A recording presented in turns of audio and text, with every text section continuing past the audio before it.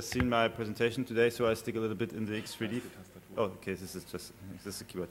So I stick a little bit in the X3D features. The first thing I'd like to have, it's fun, is you know, when you create a texture here, and new all this way, it's an image texture like, where is it? Image here.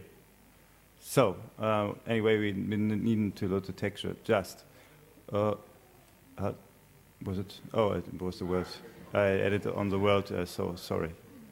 Okay, and go back here, and we make this a little bit smaller.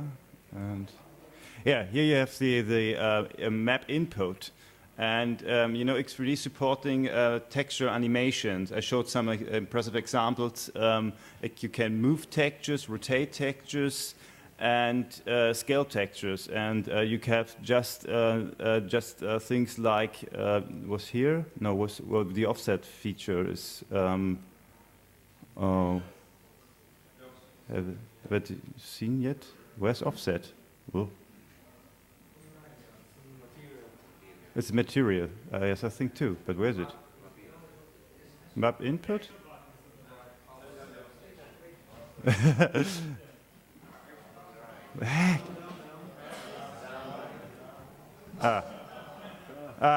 Okay. Yes, here. Right. Here needs. What here I need is rotation. I'd like to have here rotation too, because. Yes, you know, yes, say yes. I know, but there's another confusing thing. I showed you. What I completely didn't understand is you have create. Here. Okay. The offset starts from the middle and not from the left top. So this is the thing I didn't understand. Okay, that is one wish. The other wish is I think it's in. The other thing I know is yes, but I can export these features and I'd like to support it.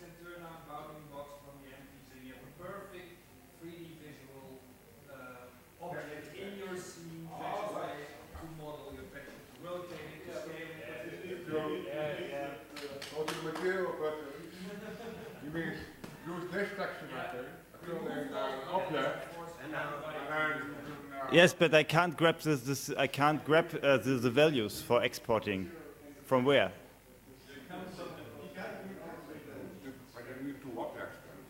Yes, but I like to export it.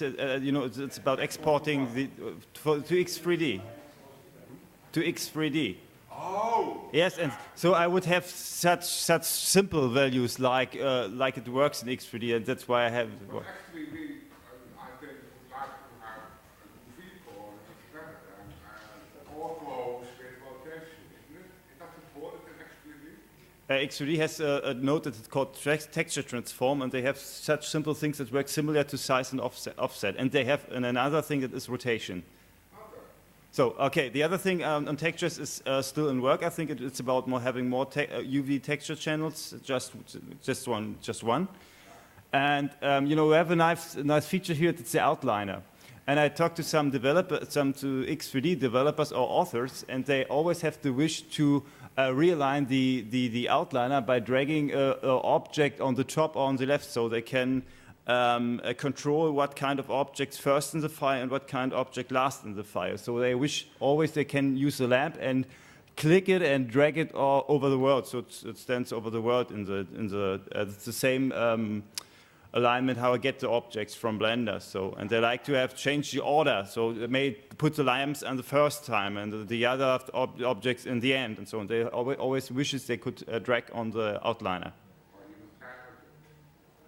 May. Okay. One problem with the order, which you see, is the order of the objects in the scene. Yes. And that's in order based on dependency. So, what you see is the dependency graph level. So I have to separate that from it. Okay. So you cannot simply just switch the order of objects, and this is Okay.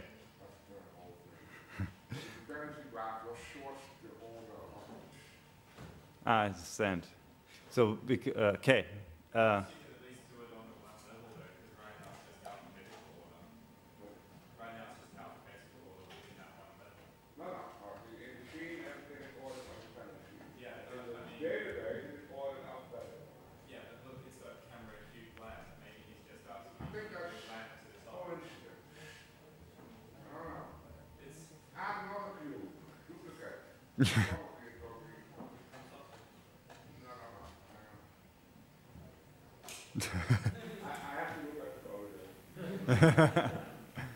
Okay. Uh, Another thing that is, you can create multiple materials on one mesh in Blender. That's fine, but not any export format supported, and the same in X3D. So I have what looks like have here another separate by material ID. That would be cool. So we can have, if this cube have more on any side, on any face, different materials. So you can separate any face into another mesh by material ID. That would be cool. Yes, that would be cool. But okay.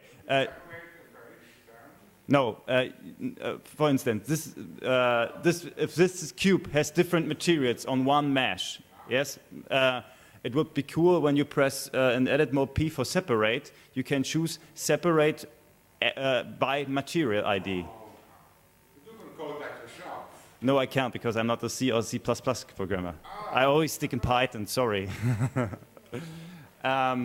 Yes, some other things that came in my mind was when Bassam today showed his very rigging stuff, and I didn't get the half of it, but anyway, was just a feature, when you create bones, and he just flipping the direction of a bone would be very cool. He showed it himself, Bassam, when he uses foot bones, and he needs a forward kinetics, so you have to snap and rotate and snap again. It would be cool when you just can select the bone.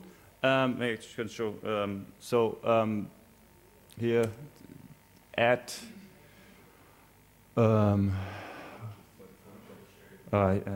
look there. Armchair and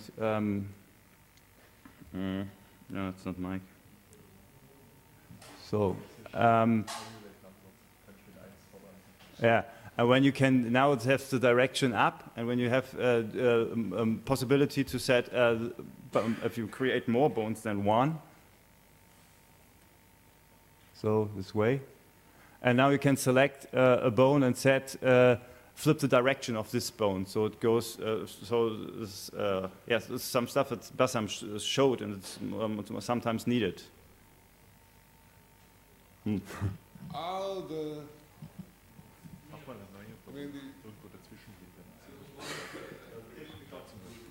So when you create here a bone, a new one, and will this one looking in the other direction for controlling some things? Bassam can explain that better, but I'm not so there. But you talk about the manipulator. Or what do you mean? What direction? The direction of the bone. It goes from this point to this point, and made it so we can flip it. That it goes from this point to this point. But the way it is drawn is based on the hierarchy. So the base is always the base, and the tip is the tip. And if you flip that, then the hierarchy gets lost. So you have to create a second armature tree, starting with a new base point, going to that one. But then you get a tree that ends. Amateurs can't do that. Oh, he should. He should.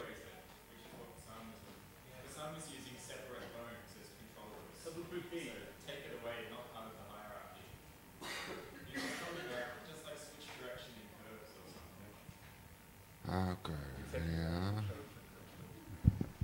So. Yes, of course. It was not stick in this whole structure. You have just 2 bones, and so he flipped one, and it was cool to have this option and not to realign with snap to this, and something like this. Okay, and the other thing was he showed some problems with B bones, and so it would be cool when B bones have some properties like Bezier curves, that you can set one part of the curves is linear and the others may more like a Bezier curve. And so when you move this one will be static, but this could be more flexible, and they didn't influence the static part.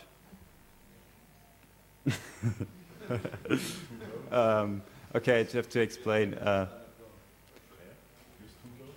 Just turn on the B-bone for the amateur.